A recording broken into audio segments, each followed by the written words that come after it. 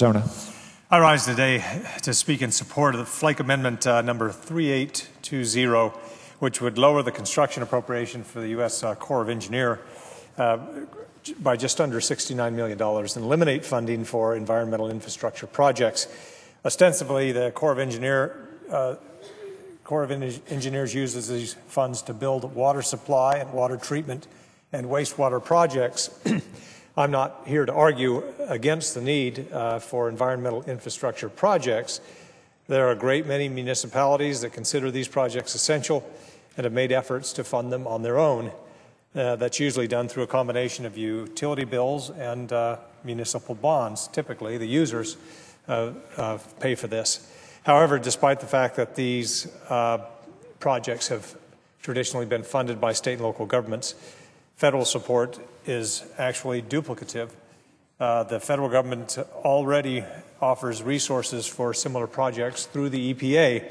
Specifically, the Clean Water State Revolving Fund and the Drinking Water State Revolving Funds programs provide states with low-interest loans based on the merits of these projects and the need of the communities. Taxpayers deserve better than to be expected to provide the U.S. Corps of Engineers $69 million that it never asked for to fund projects that they already support in a program that has been described by many as a slush fund for parochial interests. That's certainly how the program started years ago. Frankly, it's never seemed clear that the Corps of Engineers even understand how these projects fit into its mission. Because of a year-old congressional carve-out, these environmental undertakings are not subject to the environmental studies or economic analysis and cost-effectiveness standards that are required for more traditional Corps projects. As far as I can tell, there's really no rhyme or reason to how one project gets funded over another. Now, with a national debt of over $19 trillion, it's time that we get a little more serious about putting our fiscal house in order.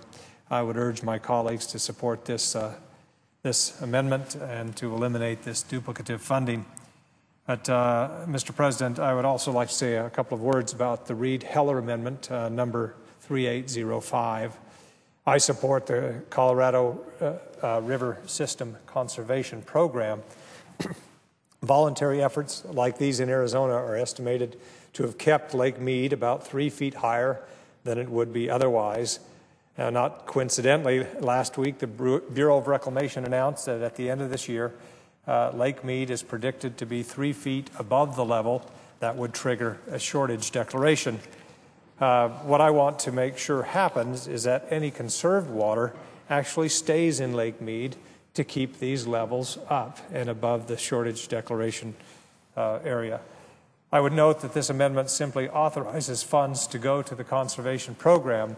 I would hope that before this money is spent, we actually develop assurances that the water will go to its intended purpose. The lower Colorado River Basin states have developed such language, and I look forward to ensuring that our federal dollars are well spent in this area. Thank you, and I yield the balance of my time.